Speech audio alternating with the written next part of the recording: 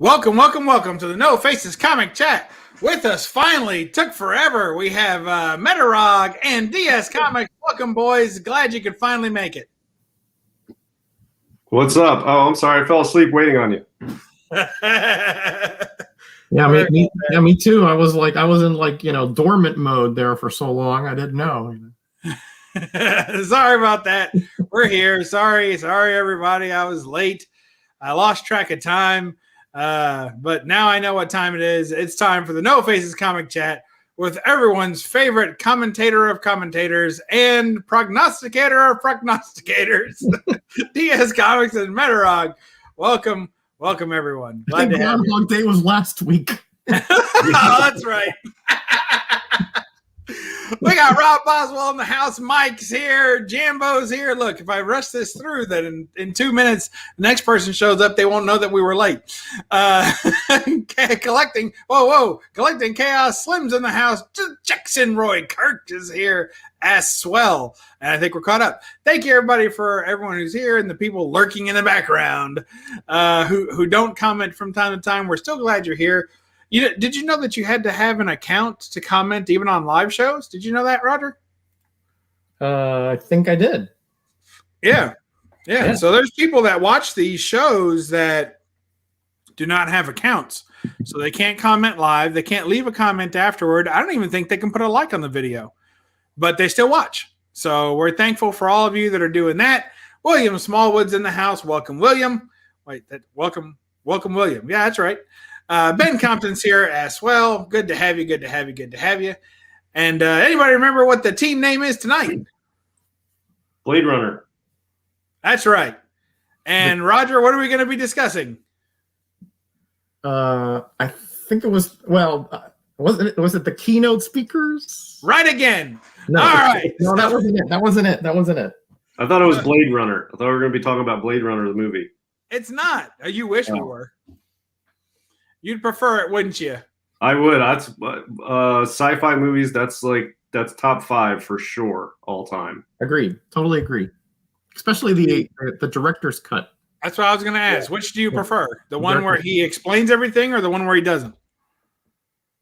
Yeah, I mean they're both top 5, but I mean obviously director's cut usually is always better.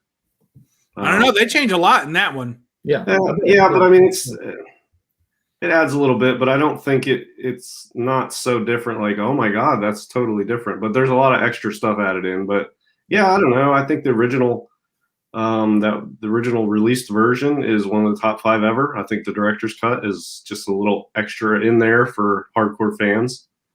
Fair. Yeah. So I put that Aliens in my top 5. Forbidden Planet. Robbie the Robot. Yep. I'm trying to think what else would be in my. The Matrix. The Matrix is in the top 5. Oh, you see that would not be in my top 5. Yeah, it's in my top 5. Mm-mm. There he is. Hey, nice to see you. Well, that's fair. Let's see. Who do we got? Oh, we got more people trolling in here. We got Knights of Old, because Knights of New was taken when he went to sign up for YouTube. We got From Heroes to Icons. Good to have you, fellas. Oh, look at this bum sliding in under the door. Comic Mag Musings. You're lucky that we always wait till 5 minutes to really get going on the show, or you'd have already missed the beginning, Bill. So you need to be a little bit more on time, okay? A little bit more, what do they say, pungent. No, that's not it, is it? Is it pungent? Punctual. Punctual. Yeah, you need to be more them there punctual. Less smelly, a little quicker. Yeah, well, oh, look at that. Shots fired. Wow. Well done. It's all falling apart here at the No Faces Comic Chat. It's been a long day. It was a long night. Nothing like watching Tom Brady win his 5th legitimate Super Bowl. It's really something. What? It was great. Yeah, he's obviously the best quarterback of all time. Yeah, I don't think there's a doubt in that. Well, there's not much consensus on who's number 2, though. I hear people say Peyton Manning. I hear people say Joe Montana. I hear people say Dan Marino. I don't think there's agreement on number 2. But I'm going with Tony Romo. I really Tony Romo too. I like Tony Romo. Oh man. Oh no, Roger's fault. Roger, look, if you're gonna be drinking, you need to. There you go. That's better. Yeah, well, my comics were drinking. I don't drink. So. Well, how do you wash down your food? Well, I'm speaking alcoholic beverages. Speaking. Yeah. I don't drink any alcoholic beverages either. I mean, I stopped before I become an alcoholic. That's my plan. He is the GOAT. Area 51 says, yes. GOAT. Hey, the Grayman's here all the way from over there. So we're glad you could make it. I'm sure it was a long walk and or your arms are tired. So, all right. What we're going to be discussing this evening was, I know that we had a teaser late in the last episode that we may be discussing comics from another land. But we stomped all over that. Look at this. Oh, Aaron's in the house. Deadpool 2323. Haven't seen him in a while. Good to have you. What's up, Aaron? Yeah. Anytime you're available, you just give me a holler. You're always welcome on the No Faces Comic Chat. Of course, we have a $5 cover charge, but Bill will fill you in. So what we're going to be talking about tonight are these not the comics from another land, because I went through it, and on the last week's video, in the last 10 minutes, DS gave us his whole rant. So unless we really want to hear that in an hour and 12-minute long form, I think we'll save it for another time, and maybe we'll have some new things to complain about between now and then. Yeah, I can come up with a rant on any topic. It's just throw it out there and I'll rant. So yeah, I can rant on this. Whatever. So fair enough. So how about we talk about this evening? Somebody had a video. Who was it? I think it was ETA Nick inspired this video, which is fine because nothing I ever do inspires him to watch my videos. But we're gonna. But if we can steal some content, we will. So he had a 7-minute video, so of course we can talk longer than that about. Someone had asked him about. It was more about first appearances, things of that nature. That topic's been beat to death. Oh yeah. But he did make an interesting point, and it was it was funny because he was really talking more about collecting runs, and not as much about collecting keys. I don't think he was intentionally putting down people who collect keys, but he definitely was kind of putting them in a box, if you will. And in that, he was saying that, in my interpretation, was that he was saying that if you're collecting keys, you're kind of more collecting for value only, and you're a value-oriented collector, right? Only. And monetary value, market value, as opposed to collecting runs, which, I guess in his estimation would be more about the value of the comic itself, or what it does for you, or your personal collection, as opposed to just a collection of keys. Yeah. So, and it's not that I disagree with that, but I felt like he only touched on that as laying part to his larger topic of first appearances. So I'm giving him the pass on that one, that given the time to fully talk about it further, he probably would explain his way more around that than it being such a hot take. However, since he refuses to answer any of my phone calls anymore, we're going to go ahead. We're going to go ahead and talk about it without him. Yeah. Well, take that. Look, I did collect runs, but then I completed them. Whoa. Fair enough. So, no, Las Cruces in the house, taking it the wrong way, but taking it easy either way. We appreciate that. Deadpool 2323 is going to be back soon. Good. We're glad to have you collecting runs. Does anyone but Roger and me even do that anymore? See, now all right. So we're getting into it now. That's it. Collecting Chaos has done kicked open the can, and now it's time to let Oscar the Grouch run wild. Here's my hot take on it, okay? Mm-hmm. And the first thing is, I just simply want to ask a question, and it's a very directed question. You'll see why in a minute. But, Roger, what do you think? But that's the directed question. Could have been more directed. I called you out by name. All right. So here's what I want to know from my two co-panelists. I want to know, is it one or the other? Is there a difference between a key collector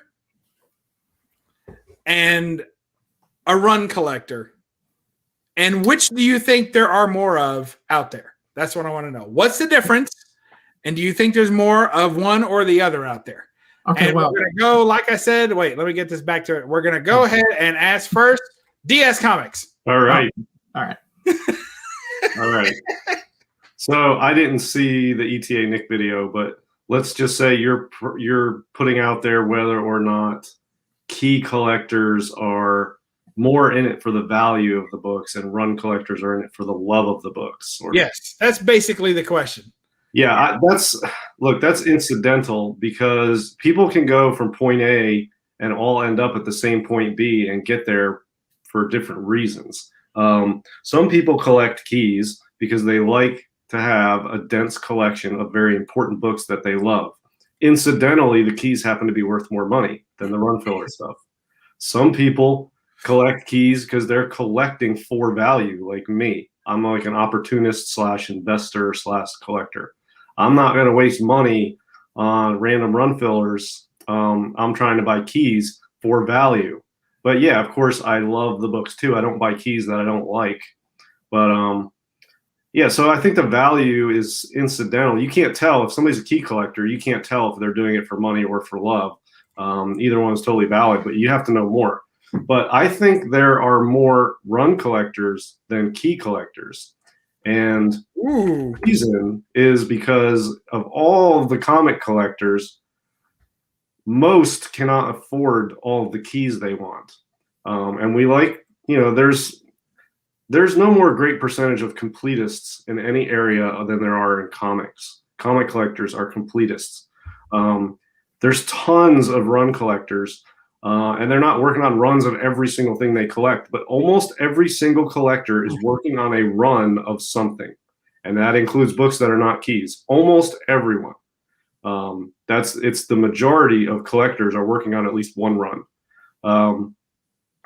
I think run collecting, there's nothing wrong with it, but there's a lot of people who are collecting runs who are frustrated with their collection or the data, certain books they want that they still can't get, and their price is going up and they're frustrated. I think there's a lot of people collecting runs that should move away from it. But that's probably down the road in this discussion. But you can't tell if somebody's collecting keys. You can't tell if it's for money or just because they love the books. Because incidentally, keys are obviously worth more. But, they're keys for a reason, and people love the keys as first appearances of characters usually. All right. Well, let me let Roger speak to at least the clearest of your answers, which is that there are more run collectors than key collectors, which I find interesting for sure, that take on that. Right. Because I had a natural feeling it was the other way around. I want to hear from Roger on that. I would disagree currently with that. I think in the past that was the case because key collecting was more for the higher end the guy who's had a lot of disposable income, and you wanted to buy the best of the best because you loved comics. And by the way, I don't think that, if ETA Nick made this statement, I don't think that you can really parse it that way, because there are key collectors who love comics just as much as I do. They just love that aspect of it. So I don't think you can just say, you make a demarcation and say, well, if you're a key collector, you're in it for value, and if you're a run collector, you're in it for the love of the comic. Perhaps you can, and I'm going to throw this little monkey in the wrench. DS, are you still with us? Yeah, I'm still here. I'm just changing up my image. Butter. There we go. All right. So here's what I'm going to say, fellas. And this is, and it's not, the two of you against each other or anything, but I'm going to throw this out here, okay? If you believe that key collectors are still collecting for the love of comics and that you can't separate them out and say that they are only collecting for value of collection, right? Not necessarily. Monetary value of collection. I would say I didn't say that didn't exist. I just said you can't necessarily make that statement based upon how they collect, because there are people that collect and still love it. Just they like the key collecting aspect. Yes. I don't, but others do. That's fine. But here's what I would say. If you sat one of these key collectors out there, right, and set them to read every comic that they could possibly read in a given year, from Silver Age to modern at least, would they come up with the same keys as the ones that we are culturally aware of in the comic community? Would they pick out, X-Men 101? Would they find that the first appearance of a certain villain meant so much to them that they had to hunt it down? Or would they not? Would they come up with their own group of keys or books that meant more to them, or they find to be the key turning points in the stories? Yeah, I think so. And this is my opinion. Is I'm kind of maybe in an island on this, right? But to me, comics is a highly personal way of collecting, right? When I see videos that says, "Oh, these are 5 must-have comics you must have in your collection," I say BS, because to me, my way of collecting is very specific, and I've been doing it for 40 some years, and I don't see myself changing because somebody's making a video that says that these are the comics I should have, right? So, so to answer your question though, if he had no foreknowledge, right, of what is currently hot or whatever, and you just give somebody X-Men 1 through 200, and you say pick out 20 keys, you're going to get probably 20 different, if you have, different people, you have 20 different comics that are being picked out, because perhaps a character here, like Phoenix 101, some people might say, yeah, that's not a big deal. That's Jean Grey, a little more powerful, and others might say, well, really the 14 with the first Sentinels, those the big villains, they were in a movie or whatever. So yeah, I think that would vary greatly. But that doesn't mean that they don't love, that aspect of hunting, sort of like, some people really like that, to go to those fields and hunt for diamonds, and 99.9% of the time they're not going to find anything. But when they do find it, they're excited. There's a certain euphoria that comes over them when they find something. It's not the diamond that they love. It's really the fact that they found something, that they can now say, this is an accomplishment of mine. So again, maybe that doesn't answer the question totally, but I think, yeah, if you under those parameters, you give 20 keys in a 200 comic run, you're going to have different opinions, because we all have a different kind of viewpoint as to what keyness is. I mean, I don't have that. I don't get that aspect. To me, it's all character and writers and artists and storylines. But there are people who have that kind of aspect in their collecting, and that's fine. I think that's fine. Any way you collect is fine. It's just not something that I think is good for me. So that's why I say it's a highly personal thing. That's fair. Mm-hmm. What do you think, DS? Do you think that if you gave any given comic enthusiast new to the ball game, and you sat him down with a bunch of Silver Age runs and maybe even Bronze Age runs and said, hey, let's pick out the keys to all these, do you think they'd come up with the same 20 keys or so that the market currently dictates? Well, it would be the top. Everybody's list on the top would be more or less the same. Maybe the ranking would be slightly different.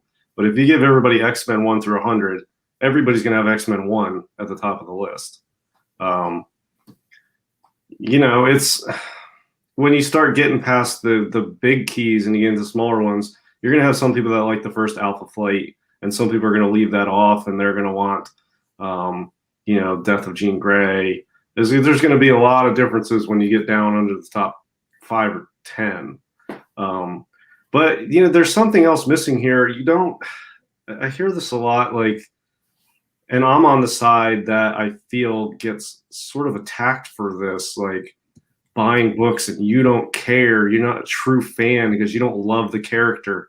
You can love a comic book and go after a comic book and care less about the character. Do you know what I mean? I have an FF48. I love that book. I've been looking for that book for a long time. Yes, it's an investment. Yes, it's based on monetary value. I think it's an undervalued key. I love that book. I'm not a huge Silver Surfer fan. I have no desire to go back and study all the past adventures of Silver Surfer. I'm not like a Silver Surfer fan. I'm not even a Fantastic Four fan. So, well, I'm like a fake fan. Whatever. I love that book. That book's super cool. It's like it's a major character. It's like a sci-fi element to that character, which I dig. It's in between the early Silver Age keys and then the big premiere sort of end of the 60s keys. It's in that middle ground. And it's a major character. I think it has a lot of value. It's just a super cool book. I don't love Silver Surfer or Fantastic Four, but I love that book. You can love books for whatever reason you want to love them for. And it doesn't have to have anything to do with the character or the storyline, really. I mean, sometimes it's the artist. Sometimes it's really intangible why you like a particular book. Silver Surfer 4, I love that book because of the cover. And I love Thor. And it's just a really cool cover. Mm-hmm. FF48, I just like the actual book, the sort of circumstances and history around the book and the value of the book. And it's just a really cool book that I love. But it's not because I like Silver Surfer or Fantastic Four. So there's different reasons to love books. And you're going to find that when you have people going through an entire run and reading it, they're going to find, some particular cover or story or aspect of something that they're really going to like outside the top 5 keys. And that's going to be important to them. But it's not necessarily going to have anything to do with read the story and they love the character or something. You know what I mean? X-Men 101. I like the X-Men. I've always liked the X-Men. Jean Grey's cool. She's a super powerful character, and that's a great run of X-Men. That's perhaps the best ever written and drawn run of the X-Men. And I think that book sucks. I'm not a fan. Yes. You know what I mean? It does. If you read the book, there's nothing happens in the book beyond the first page where they crash down and she shoots up out of the water, and then she's in a coma, and it's just the X-Men walking around talking to each other, arguing about whether they should get a bad guy to help them get her out of it. Like, it's lame. It's boring. Yeah, it's like X-Men or ASM 14 or ASM 14. Yeah, 14. That book is terrible. If you read it, but that's an awesome book. I really want that book. It's cool, early ASM. It's got a first appearance of a cool character. It's just a really cool book. I like that book a lot. I've been looking for years to find a cool copy. But the story inside sucks. So there's lots of reasons to love a book. And when you get beyond the first 5 keys on the top, you're going to find a lot of variation of people picking out different books for lots of different reasons. Well, you amongst all the interesting things that you said, one thing stuck out to me particularly, and that's that there seems to be some sort of gripe or animosity that develops between these two camps. And I think the biggest animosity really is more unidirectional, in that when you're a run collector, every other kind of collector is in your way. Does that make sense? Yeah, it does. When you're collecting a run and you hit a key, you're mad because the key is going to cost you more and other people are only into that. They're not into it for the right reasons because they're not picking up a run. They just wanted that one book. And it's like, yeah, but I want all the books and I can't have all the books because people are driving up the price on certain ones of those books. The same things, and we're not going to get too deep into this tonight, but about flippers, right? Yeah. So when you're collecting a run, especially an ongoing series, then now you have the more modern, iteration of these people that are called flippers, but basically people who are just buying up stock from your local LCS so that they can sell them for higher money almost the same day and have absolutely they're not even collectors, right, of that particular book. Certainly not of the 5 that they bought. Maybe they keep 1, whatever, but they're not trying to collect that run or that book. They're just trying to flip it, right? So if you're a run collector, you're facing key collectors, you're facing flippers, and you're up against other run collectors. But the only time that you're going to give someone a pass on plucking that book off the shelf right before you did was to another run collector. Yeah, I know. There's this moral superiority, like, well, you're just buying it to sell it. You're just a flipper. You're scamming people. You're like, you're a piece of crap. Whatever. I mean, nobody's. You can buy and sell, hold and collect books for whatever reason you want. They're, it's a collectibles market, so there's a monetary aspect. There's a lot of investors and people in it for the money. There's a lot of people who just like to read comics and don't care about condition or collecting anything. Some people buy trades. Some people like to collect keys.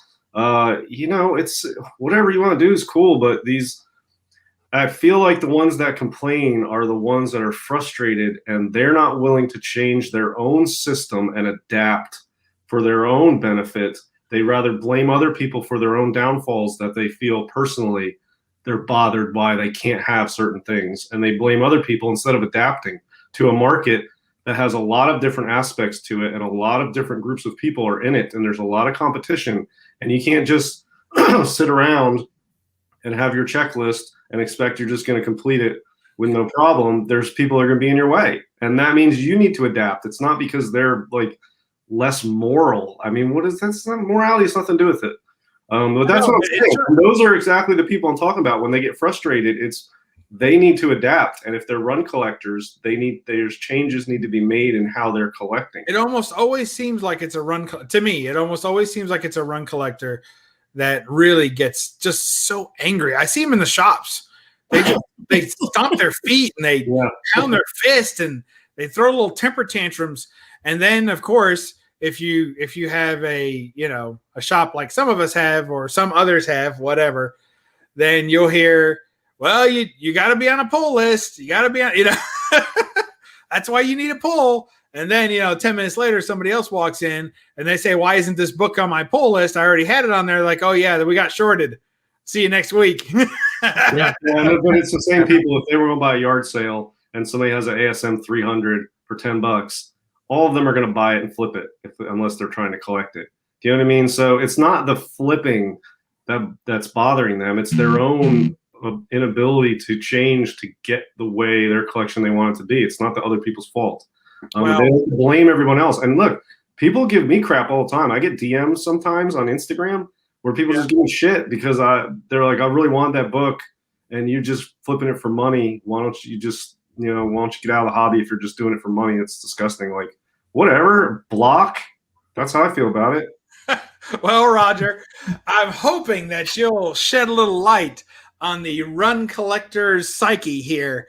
What kind of damage occurs to you when you see someone flashing a book that they got at a high price probably, but either intend to sell it at a higher price or only collect that singular book from the run, know nothing about the character, know nothing about the story inside, barely know who did the art, but they just know other people want it, so they had to have it, or they're willing to sell it. How does that affect you as a run collector? Does that kind of get under your skin a little bit? Not at all. Not at all. As I said, collecting to me is a highly personal thing. So what others do on their collection, that's their business, and that's the way that they choose to do it. And I am nobody to judge how they are doing it, right?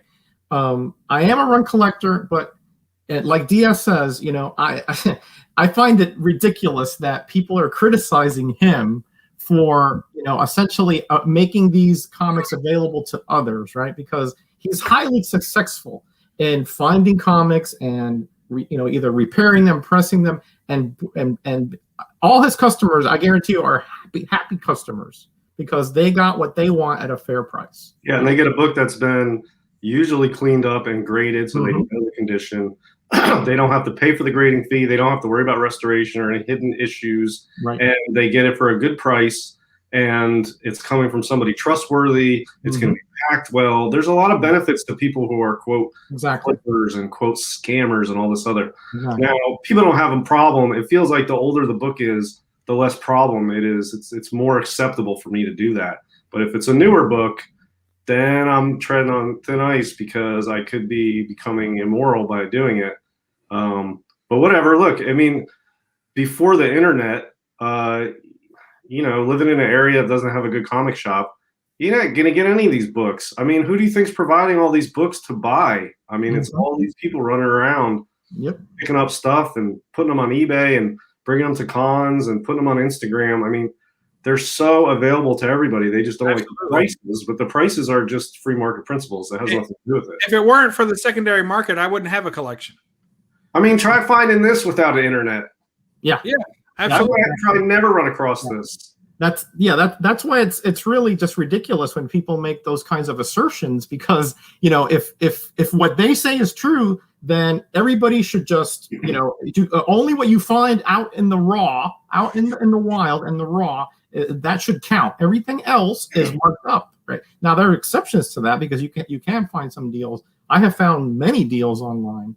In fact, that's the only way that I roll, as you guys know. I'm a cheapskate collector, and like Dia said, the condition is 10 down on my chart of what I'm looking for. I mean, 9.8. God bless you guys who go that way.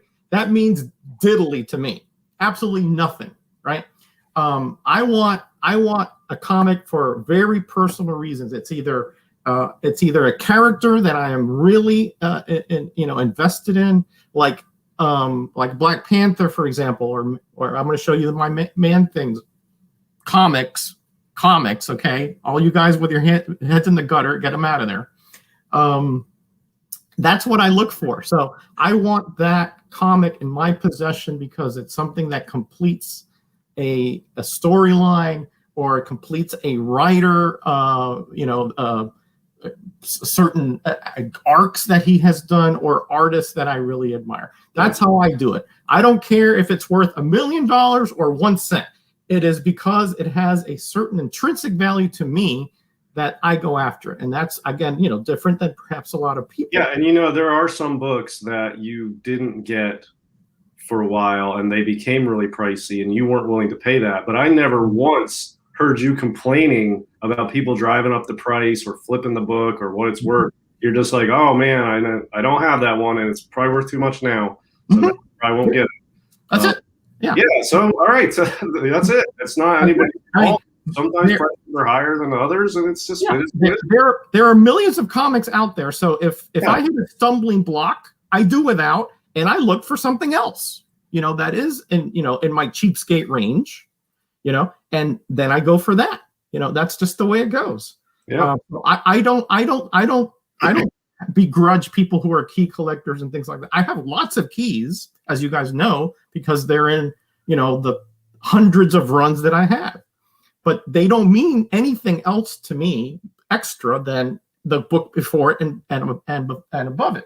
Like who said in here? Jackson Roykirk. I don't blame him for wanting to make money, but I'm not going to adopt to paying more than $30 for any comic. Yeah, that's perfectly fine. Some people don't want to pay a lot for comic books, and that makes total sense. There's a lot more important stuff in life to spend money on than freaking comic books. But like more comic sometimes books are worth. Sometimes books pop right after they come out. They're worth $30. People scarf them up, and you wanted it and you didn't get it. There's nothing wrong if you have it paying $30 for the book. I mean, don't get so tied to the fact that it just came out 2 days ago. That's irrelevant. It's worth whatever it's worth. Some books are worth $30. Some are worth $30,000. Whatever it's worth on a particular day is what it's worth. And if you really want that book and you can afford it and it's worth $30, there's nothing wrong with paying $30 for it. Some people don't want to do that. That's fine too. But some people want a Hulk 181 and they want it for $200, but that's not happening. So some books are just, they have value that goes up and down, and it doesn't really matter when it came out. And some people are absurd anyway, just in general. A good friend of the show and the channel, and my friend, your friend, everybody's friend, Silver Age Dave, has told me several times that he'll get DMs where people are just, I can't believe you have 5 Hulk 181s. You should give me one. I've been looking for one and I can't afford it. I deserve it more than you. You should give me a Hulk 181. Why don't you give away your books? There's people who need it. It's like, that's what I'm saying. There's different groups. There's investors and opportunists in the hobby because they don't look at it as reading material. They look at it as collectible commodities of value. And Right. most of what I do is that. It doesn't mean you don't love the books. It has nothing to do with it. I do love the books, or I wouldn't waste my time with any of it. But then you have another group of people that are readers. They enjoy the stories. They're not doing it for money, so they don't want to put up big money for it. But there's an intersection of these things where sometimes the investors, there's high demand for a book, and also the readers have the same high demand for that book, and then the readers get annoyed because now it's super expensive.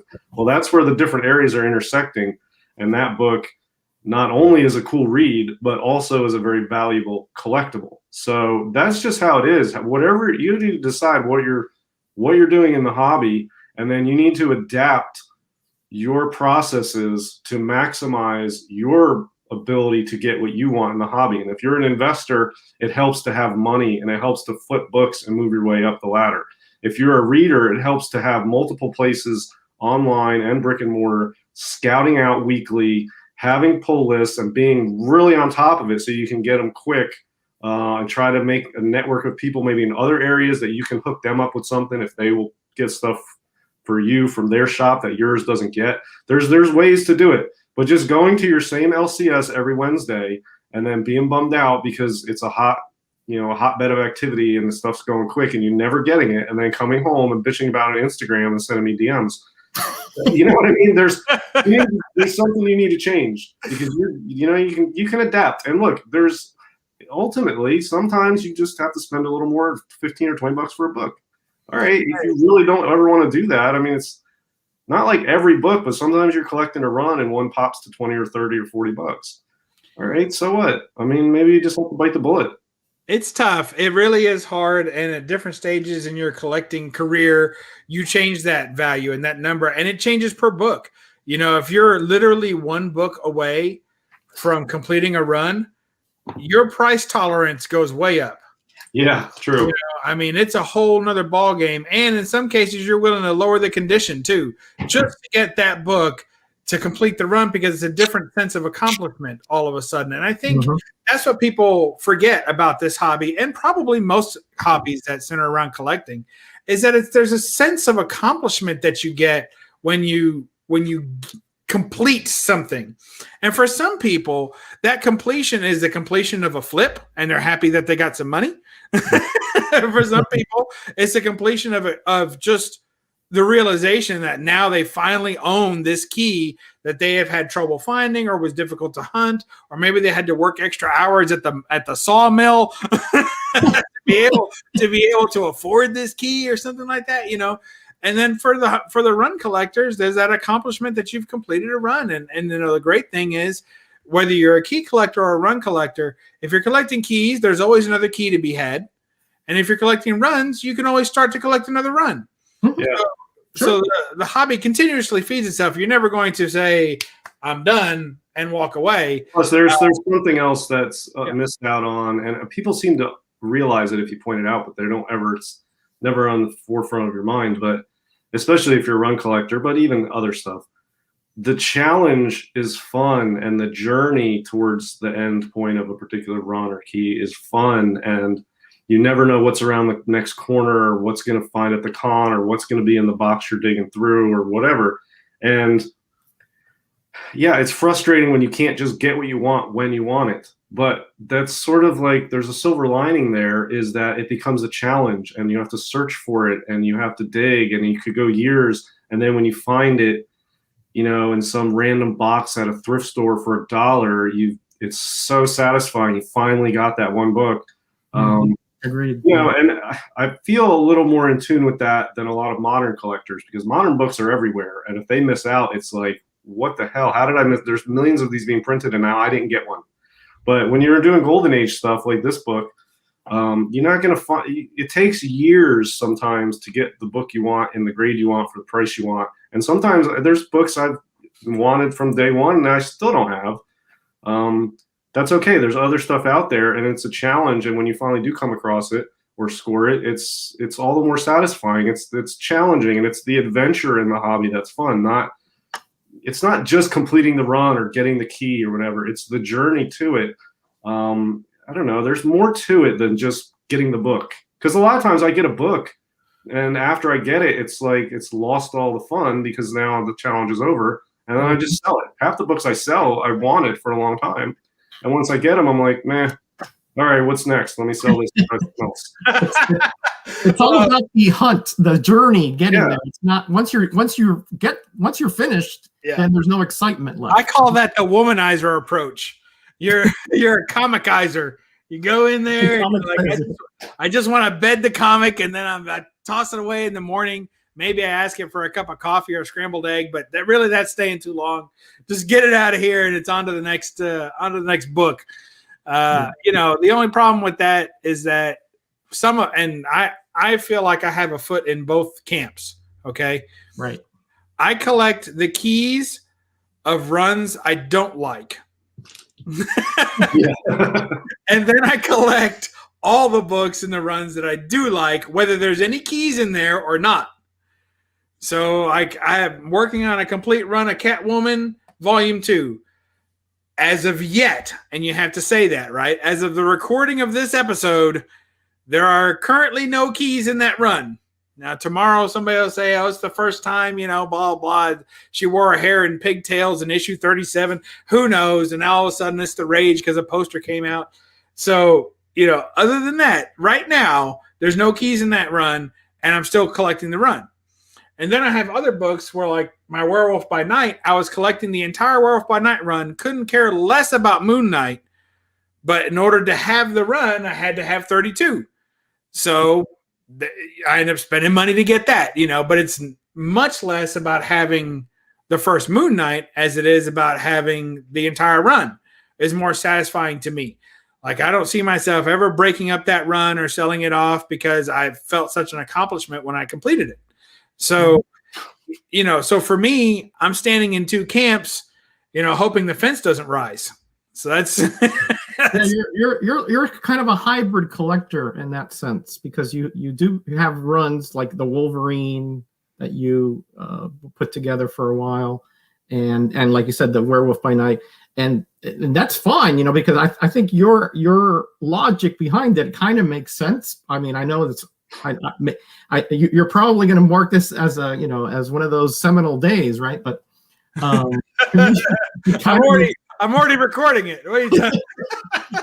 It kind of makes sense to me that you collect the keys and the runs that you don't like, although, you know, you're collecting those for totally different reasons than you are like Werewolf by Night, right? So yeah. You have a hybrid approach. You know, you have, you know, there's an excitement there to get that you know, that comic that a lot of other people covet.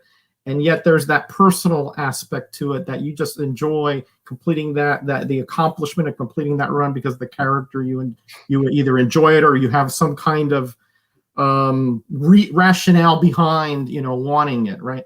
And to me, that's fine. Yeah, again, there's so many ways that we can string out comic book collecting and this hobby. It's just rife with different ways of doing it. You know, so some people, for example, when I collected my variant set, my 30-set market test variant set, that was kind of an outside approach for me because that was something that I got into because I in 1976 I was collecting all titles of almost all different companies, but I didn't have that, you know. So to me, it was almost like it was like DS was saying, it's like the challenge of it. It was like, can I accomplish this? It took me several years, and it took me a lot of work, either, you know, with networking and forums and making phone calls to, you know, to LCSs in these variant cities. It took a lot of work, but you know, unlike what you said before, though, once you accomplish it, you're like, well, that's it. The chase is over. To me, I still find that I felt exciting when I look at my set and I look through it and I change out the bags. It takes me back to that moment in time where I set out and accomplished a goal and I did it. And I did it, you know, within, you know, the parameters of not breaking the bank. Most of them I got for less than $10, except for one. The last one, like you said, Bub, the last one is the only comic I've ever paid 3 figures for is that Kid Colt 208, which I paid exactly $100 for. But that was the last one, and I happened to have the money on hand, and it hurt like heck to put that money down. But once I got it, it was much more rewarding because it was so challenging. Yeah, and it's like it's like the MCU for me. I never go to the movies and watch these new MCU movies. Everybody watches them, and then I just have to avoid social media for a couple months until it comes out on TV where I can watch it, and then I'll watch it. Yeah, I didn't watch it the day it came out. It's many months later. Like Avengers Endgame. Man, I was so pumped about that movie, and it came out in theaters. I didn't go to the theaters. I waited months longer than everybody else who saw it. I had to avoid spoilers on social media for months. But that's okay. I don't mind waiting. And then down the road, several months, I was able to watch that at home in the comfort of my home and enjoy that movie just as much. Even if a book comes out on Wednesday and you don't get it and you're just trying to read it, okay, well, that reading for that is on hold until you find that book. You don't need to read it the day it comes out. It'll be around. Just read something stuff in the hobby and keep an eye out for that. And then you'll eventually have a list of stuff you're keeping an eye out for. And when you get one that you've been like, oh, I came across this, finally I can read this one now.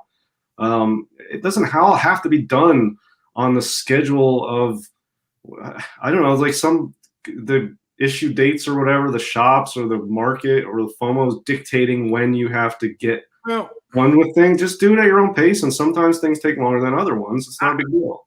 I have to disagree with you a little bit on that. And only because in some of those collecting avenues, I agree that you can displace yourself from the timeline of the events of the books.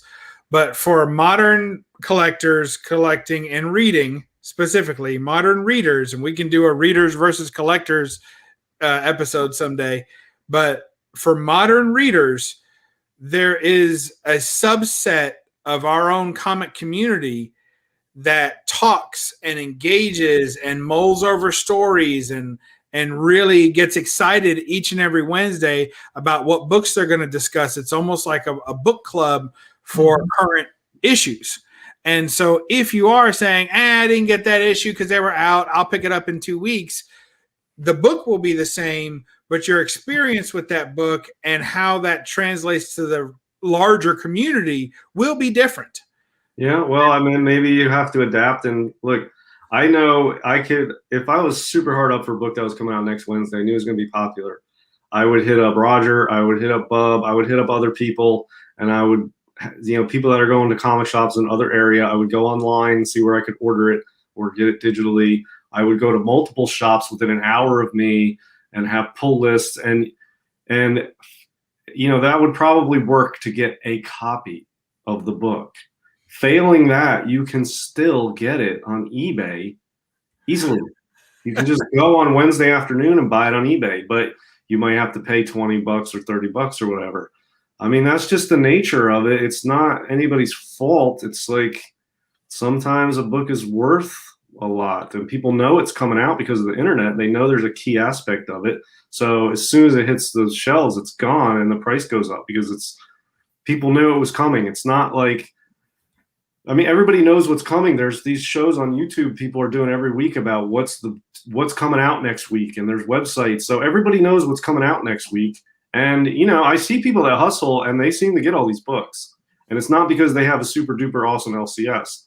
It's because they have a hustle that adapted their hustle to include multiple areas, multiple people, websites, and brick and mortar and whatever, and they get them.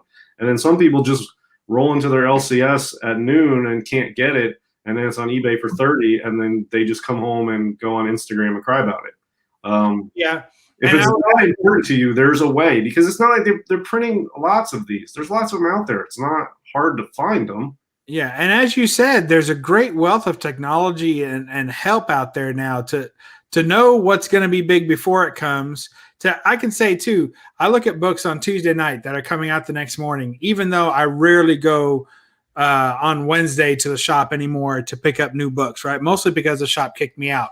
But even if we had another shop, I probably wouldn't go on Wednesdays very often to pick up books. But I look through the books on Tuesday night that are still available if I wanted to hit up a shop and put it on hold and all this kind of stuff. And I can usually pick out about 4 books and say, I think those 4 books are going to be big. They're going to at least be more than cover price by the end of Wednesday. And usually at least 2 out of those 4 are going to be, $20 books minimum by the end of Wednesday. And now they'll probably drop back down to 10 or 15 by next week, but some of them hold on and keep rising. And so when that happens, I just always wonder, well, maybe if I've got such an eye for this, maybe I should start, flipping them around, right? And seeing what needs to be done and making some extra money. But it's the part of the hobby I enjoy the least. It's selling books or paying for books that I don't really want at any time. Like, even if I'm like, I'm going to pay $5 for this, I'm going to make $20 for it tomorrow, I still hate paying that $5 at that time. I just don't enjoy it. I always feel like I'm betting on myself. And then I'm like, well, if it doesn't work out, I got no one to blame but myself, and I'm stuck with this book and I have this regret. And, I just don't care for it too much. Now, if there's a book that I bought because I enjoyed it, or I wanted it for whatever reason, or maybe I just acquired it somehow without having to pay for it. That happens from time to time, right? And then I no longer want the book, or it served its purpose in my collection. It's brought me joy for a couple of years, and now it means very little to me. And having more space means more to me. Then I get rid of a bunch of them.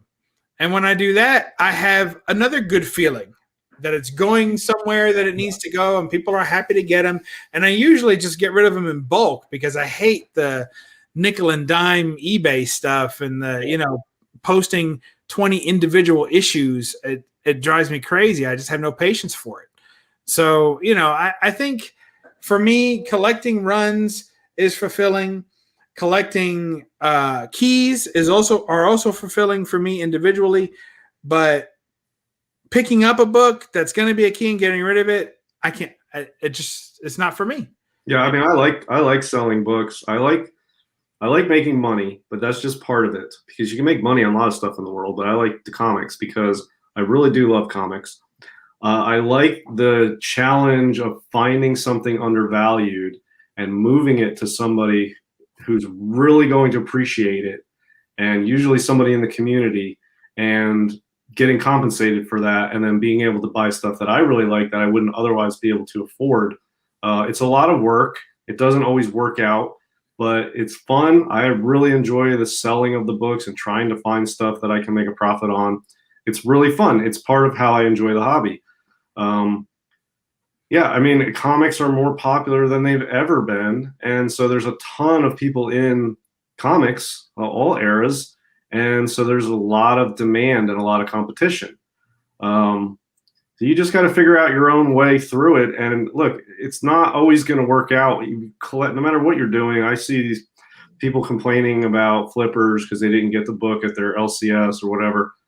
I mean, everybody deals with that in their own type of collecting. I deal with that. There's books, Golden Age books I've been looking for, and I cannot get them at all. I keep getting outbid, or I'll pass up on it, and then the price quadruples, and I'm just like out of luck. And yeah, it's frustrating, but there's other stuff in the hobby. You can't have everything all the time work out perfectly. It's just not realistic.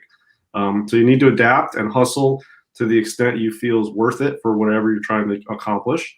And then just be okay if you've done what you can, and be okay with how you're progressing in the hobby, and not sit around and complain about it. Just do your best and look at the bright side and try to adapt to maximize your enjoyment.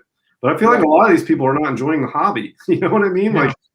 It's ironic, because the people who are having the most displeasure are the ones that are claiming that they love the books, and there's other fake people in the hobby.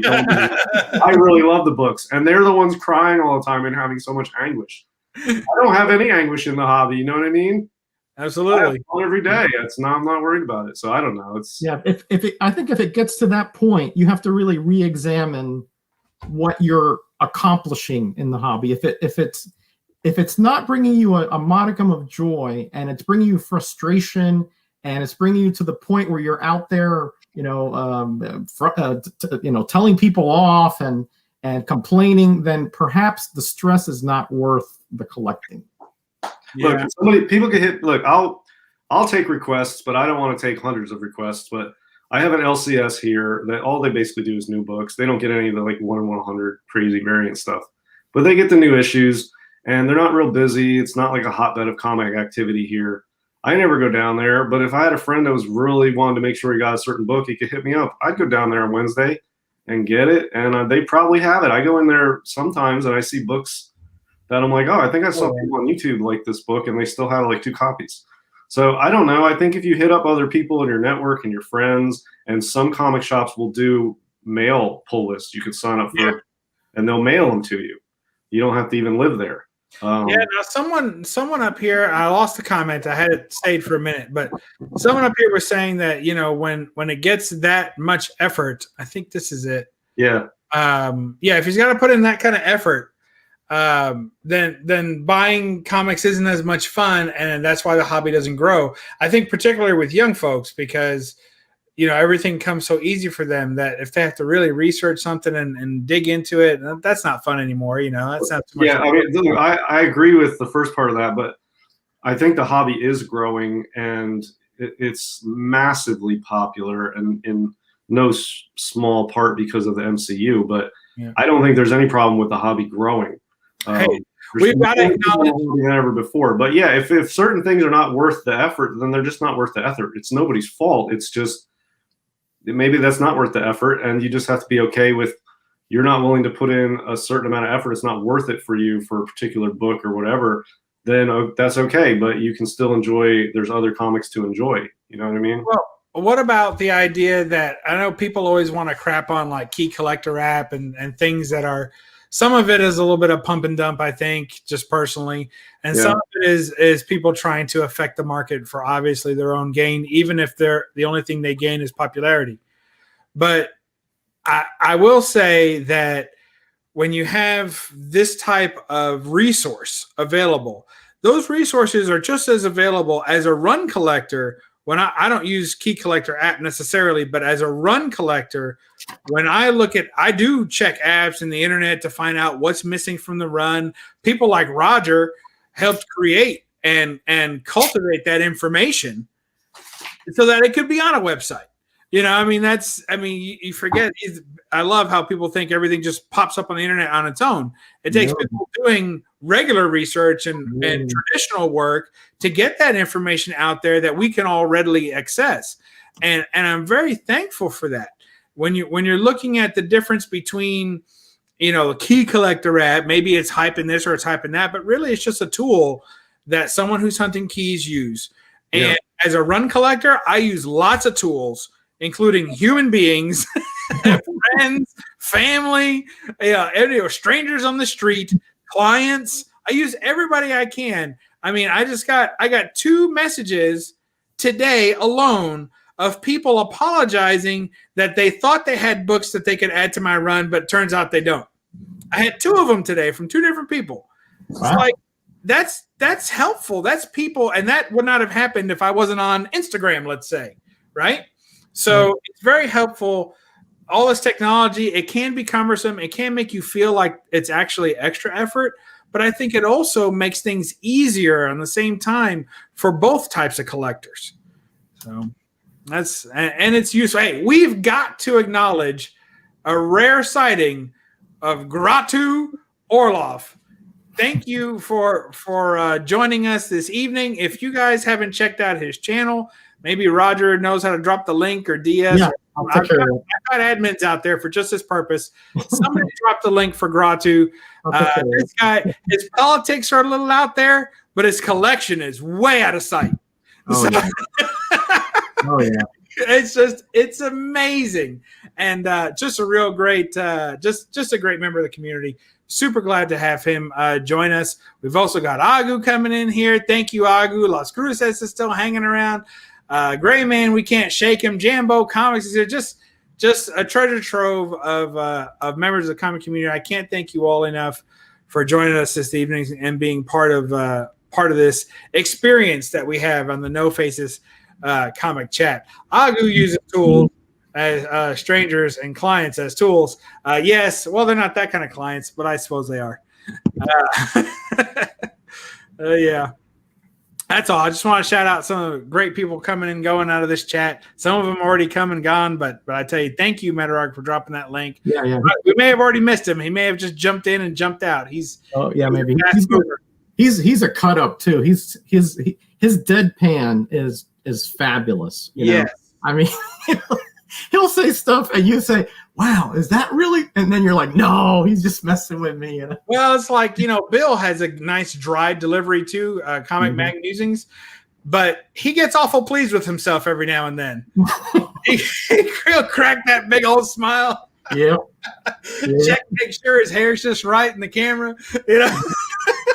Whatever hair he has up there, it's always perfect. I tell you, it takes all kinds, doesn't it? But there's I tell you, it does take all kinds. But my two fellow panelists, you're one of a kind. I want to thank you, one of a kind each, not two of one kind. Definitely not. Okay. I want to thank both of you for being on the show this evening and of course discussing this topic, beating dead horses all day. We love it. I'm sure we'll have another one next week. Just as much fun or more fun. Roger is displaying his man thing. DS is watching his men in action. And I'm sitting over here with the Ranger and the kitty cat. So we're all having a good time. Thank you, everybody, for joining us on the chat tonight. Let's see. Well, I guess we could probably, Roger, do you want to show? Where does he go? Do you want to show another one of your books there, or do you have time? Yeah. Yeah, sure. I mean, I was just. Oh, what is this? Liz. Oh, Liz is here. Well, I tell you, when the man thing's out, Liz comes running. All right, we're going to have to let you go. Roger, what have you got coming up on your channel? I know you suspended your Thursday video this week, but you're going to have one next week, right? No, I'm going to have a Thursday video, just not a roundup. Okay. I'm gonna have the Atlas Seaboard set, which Collecting Chaos helped me complete, and I love it. I've read through them, and man, those were just fabulous. It took me right back to 1975, which is quite a journey for me. So I'm gonna talk about them and show the complete comic book set of the Atlas Seaboards on Thursday. Nice. We look forward to that. As always, as all your videos are must-see YouTube TV, we'll say. DS Comics, what have you got Dem Dare coming up on your Dem Dare channel, Annie? Well, I don't know on my channel, just whatever something strikes my fancy, I'll do video. But I will be on Comic Core tomorrow at 10 p.m. for Golden Guys, where we talk about Golden Age comic books. I do that every week. As far as my channel, I don't know, just randomly when I have something to talk about, I'll go live and do a video. So I don't have anything planned for my channel.